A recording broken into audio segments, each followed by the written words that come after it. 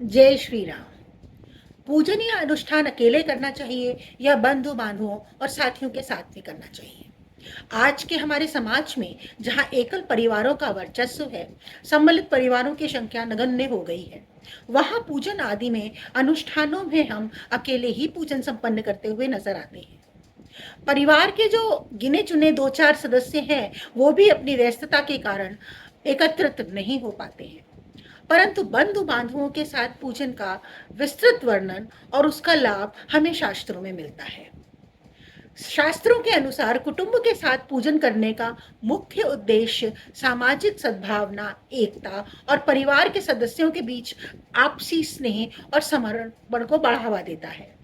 पूजन का आयोजन परिवार के सदस्यों और स्वजनों के साथ किया जाता है ताकि वे एक साथ समर्पित और प्रेम भरा भाव रखें।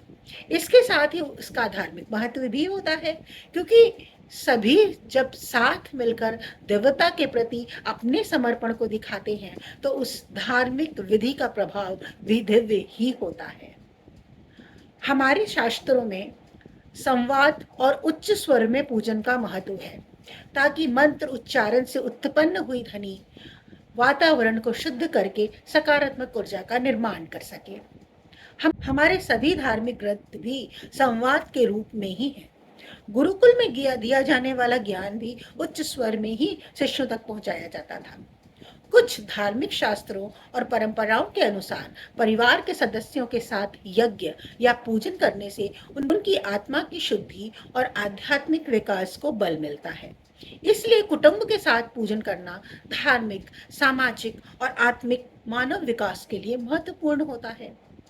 कई पुराणों और धार्मिक ग्रंथों में परिवार के साथ पूजन करने का उल्लेख है। उदाहरण स्वरूप श्रीमद् भागवत गीता जैसे धार्मिक ग्रंथ में भगवान श्री कृष्ण ने परिवार के साथ भक्ति का महत्व बताया है और परिवार के सदस्यों के साथ यज्ञ और पूजा की महत्वपूर्णता पर दिग्दर्शन किया है। इसके अलावा महाभारत, रामायण, भागवत, पुराण और अन्य हिंदू पुराणों में भी परिवार और स्वजनों के साथ पूजा के संबंध में उल्लेख है। इन ग्रंथों में धर्म, भक्ति और परिवार के साथ आदर्श जीवन जीने के संदेश मिलते हैं, जिनमें पूजा एक महत्वपूर्ण भाग होता है। भविष्य पुराण में सत्यनारायण की कथा, जो शायद हर सनातनी के घर में कभी ना कभी अवश्य हुई होगी, उसमें भी स्वजनों के साथ पूजन का विशेष महत्व बताया गया है। रामायण में भी परिवार और पूजा के संबंध में अनेक प्रसंग हैं। हम तो अतिथि को ही देव मानते हैं, तो देव पूजन में अतिथि या स्वजन के होने से तो उस पूजन की दिव्यता बढ़ ही जाएगी ना। भागवत पुराण में परिवार और पूजा के संबंध में उल्लेखित है और उसका विस्तार से वर्णन भागवत पुराण के अंतिम अध्याय, जिसे श्रीमद् भागवतम के रूप में जाना जाता है, में किया गया है।